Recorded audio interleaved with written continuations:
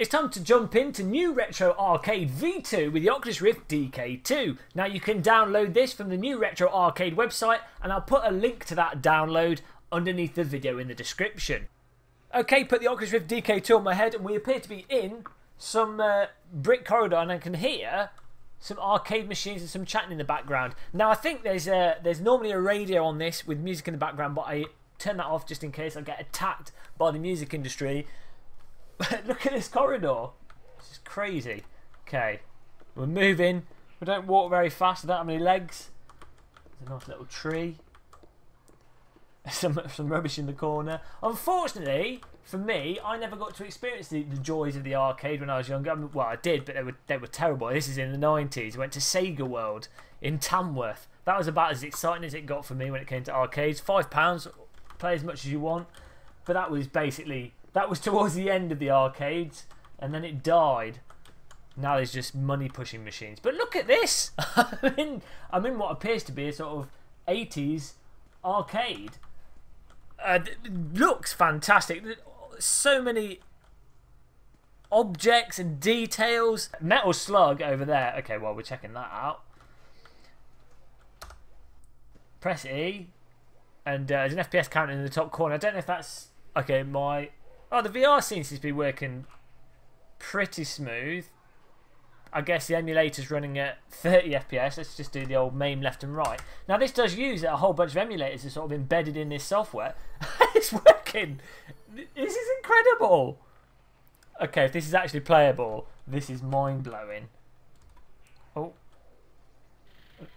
Oh look, the joystick moves when I move my... I'm going to have to plug my arcade stick in to play this. Oh, the buttons move when I push them on my keyboard. Oh my god. This is ridiculous. I cannot believe this is really throwing my mind, because although it wasn't in the 90s, early 90s, sort of in the later 90s, I played this at a Laser Quest in Leicester. Was the last time I played this in real life. But I'm getting a really weird sense of it being there, because this is a game. In a game, it's like my brain can't calculate 2 layers of abstraction. What? Oh dear. Oh, it pauses when you come off it, so you can look away and it's just paused and you can go back to it. Absolutely amazing. Oh my god. Right, let's just play this for let's just play part of the first level.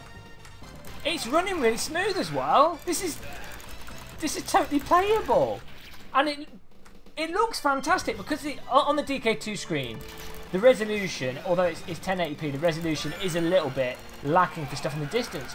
But for stuff this close, it looks absolutely fine. And because the game itself, Metal Slug, obviously being pixel art, and you know, the screen having that screen effect, it's like I'm on an arcade. If you like emulators, this is going to absolutely explode your brain. It's going to be dribbling out of your nose. You're going to need to clean the Oculus Rift. I mean, okay, people are saying, oh, you know, VR, there's no use for it, blah blah blah. Even if you hated VR games, even if you hated everything and you're a miserable sod, you've got to like emulators. And this alone is enough to justify, I'm just going to move away from this, just being able to play stuff on emulated and having it being like real life is enough to justify the cost of a DK2. I would have told people, don't bother with a DK2 unless you're a developer or you're totally into VR. But right now, you know, simulators are absolutely awesome, the proper 3D games are absolutely awesome, but they kind of feel a little bit crippled by the resolution. Judging on my first impressions of this, how this is Bibble Bloody Bobble, let's give that a go. One of my favourite games. Judging by how this seems to work and the quality of the screen, this is absolutely bloody amazing. Bibble Bobble, I used to play this on the Commodore 64. Again, never played it in the arcade, unfortunately. But one of my favourite games on the Commodore 64 used to take ages to load on the tape drive, and you'd watch all the colours come up on the screen. Oh my god, and it just works! It just works! My brain can't take it. This is too much. If you Oh, this is just beyond. Right, let's go. Whoops, don't want to jump. I jumped in the game whilst watching a game where I was trying to jump in the game. I've just noticed Street Fighter 2 to say, oh my god, right, we're installing the, I don't know how we put money in. Let's put money in. Okay, here we go, I think. There we go. Oh no, that's the demo. Oh, there we go. I think I've broken it. Oh, there we go. I just can't get over this. You've got to keep my eye looking at the screen. When you do look at the screen, it kind of locks itself to it. It'd be nice if you had a little bit of freedom. Maybe have a button that detaches you. But I can see how they've done it like this anyway. Oh, this just works. And it looks... Oh, God, he's angry. Okay, this is harder than the Commodore 64 home version. It's turbo in. I mean, if they add multiplayer to this, so you could just play with friends in an arcade, which is, you know, Unreal Engine supports that. It would just need to be built into it. You've got something... Oh my god. Lost for words. Right, let's just do this other level. I just can't believe this. Oh god, come on. Remember, you just go in the corner and you pop the bubbles to get extra money before the end of the round. Extra points. There we go at the top. And there's always take ages before the next level starts. Oh, because the items stay on the screen to give you enough time to get them. And if you're playing with a friend, you'd be running to get the items, seeing who could get it first. Oh, the music as well. I'm dead. Right, let's go on another one.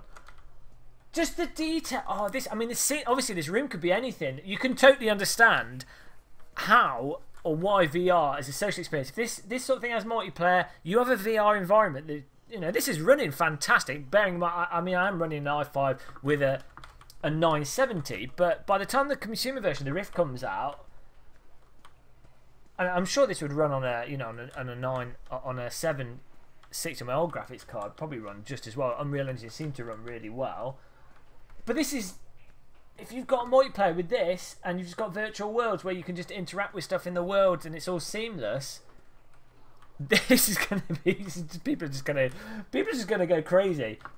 Oh, Tetris. Let's see what Street Fighter just works. It's just downloaded these games as well, so it's just worked out the box. I'm not sure of the legalities of this. Obviously, if it's using MAME, I'm not sure about more recent games. A lot of these games are, you know, they're so old that it's so murky. A lot of them are, well, they're not really abandonware. Golden Axe, oh come on, there's Double Dragon in here. I used to play that on the Atari ST. It used to be one of my favourite games. This is what you'd do as a kid. You'd run through an arcade. I wonder if this works. This is just... Oh no, I'm losing the balls in the room. This is just too much to take in. Oh no, it's got stuck at the edge. Exactly what we're doing. You'd have to get the guy to come around the corner and poke the ball. Oh no, we ruined it. Or you get your friend to try and throw it at it to dislodge it. No. We've broken it. Let's try and get one ball in. Oh god, that was so close. Come on.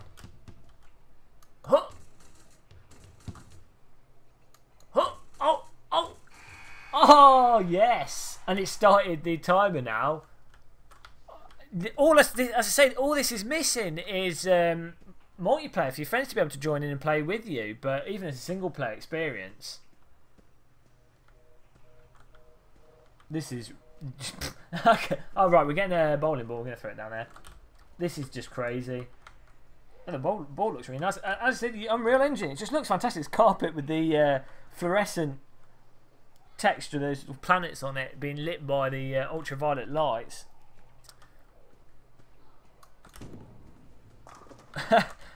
Just amazing where games have come in the last couple of years, and VR, my mind is absolutely blown. What's in here? Just a broken machine, as there always would be. All we need are light gun games. Light gun games and a light gun that works with the DK2, and I'm in heaven. I can die happy. we've gone past the point of anything. Okay, let's try this. Too much to take in. I'm getting distracted. I've just seen the SNES, and this I owned a SNES, Super Nintendo. This is the PAL version. I think the American one was slightly different. The Japanese one looked really square. The American one was a bit square as well. Does this just work? Oh my god! Right, I'm gonna come out of this. I don't want to get sued by Nintendo. This just works. What? Okay, right. I've quit because my brain is absolutely on fire. I'm gonna do some more playing. I'm gonna plug in my arcade joystick and do another video on this. I'm absolutely mind-boggled. Too much excitement for one day, so I've gone and made a cup of tea. I hope you enjoyed this video. If you did, don't forget to click the giant subscribe button, like it, and check out some of the other videos on the channel.